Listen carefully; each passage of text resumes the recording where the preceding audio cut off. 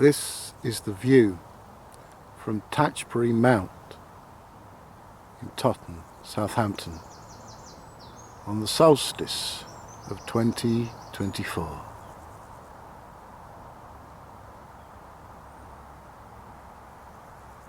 One can see precisely why the ancient peoples chose to fortify this place. Look at the commanding view across the Test marshes, the Solent, the Itchen, to what's known as the Western Shore.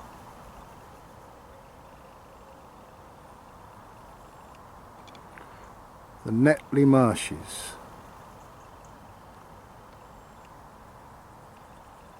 Now, Netley is also where the Royal Victoria Military Hospital is situated, and that might confuse some of my viewers. Well, the reason is that there is indeed a Netley on the east bank of the Itchen and a Netley on the western bank of the Test. This is where we are now, Tatchbury Mount. There is a strange rumour, not even an urban legend, something in the ether perhaps, if one believes in such things, that this place was somehow connected to the Templars and to Arthur. Well, Netley Marsh, which we're looking at now, somewhat in the distance, is the site of a battle in 508 between the Saxons under Kings Cerdic and Cynric, who, quote, killed a British king with no less than 5,000 men with him. Now at that time this was the land of the Belgae tribe.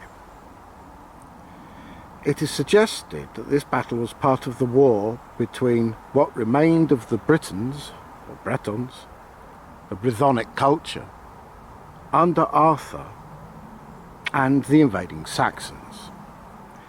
In the Anglo-Saxon Chronicles entry of 495 AD, Cerdic landed in Hampshire with his son Cynric in 3 ships.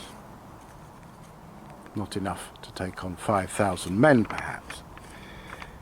It is suggested that the massacre, although of almost certainly far less than 5,000, prompted Arthur to return south to take on Cerdic at the battle known as Caer Gwynon, or White Fort.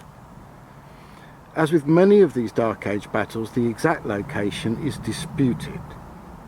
Ninnius claims that Arthur's 8th battle against the Saxons was in Gwynion Fort. Winchester. Modern scholars have the battle as at Winchester, or possibly much further west at Land's End, Caer Gwynon. For further reading, go to Deadliest blog page, the historical writing of Barry C. Jacobson. Most sources agree that there was a confrontation of some kind between invading Saxons under Cerdic and the British Belgae. It is to be remembered that Arthur is mainly credited with keeping Saxon influence out of Wales and of preserving the fusion of the ancient Brythonic religion with original Christian doctrines which predated the machinations of the Roman state.